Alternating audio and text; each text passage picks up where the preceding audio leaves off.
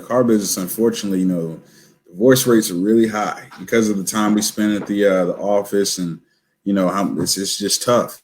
Yeah. I think I'm gonna actually bring somebody on to kind of discuss that and some things that maybe we can do as an industry. All the folks working these long hours to improve that work-life balance. That'd be huge. Working on brewing solutions about that right now inside of our store, because we're taking on a different generation that has a different way that they have relationships with their spouses, with their family, with their time, with their money.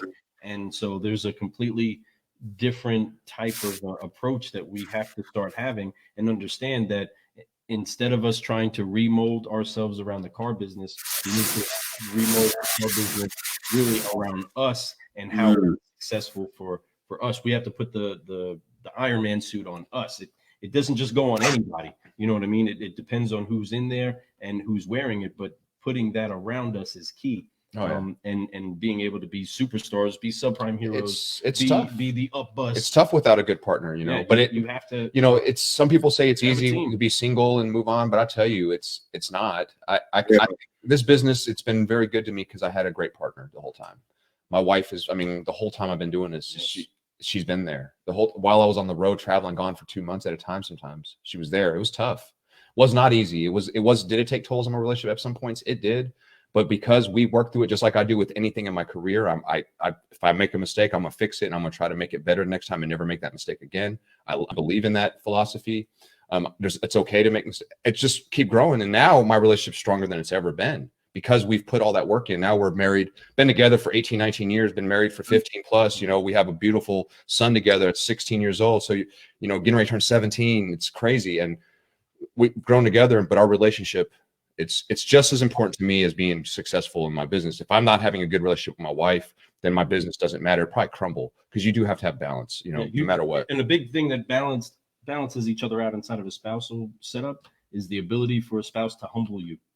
Amen. Keep you humble. They do so quick. My wife will do it real quick. Okay, Mr.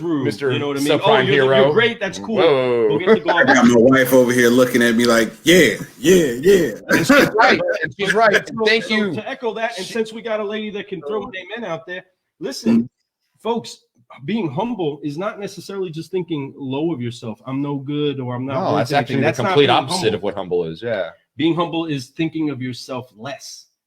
I'm considering this other person more than me. My needs are not above theirs.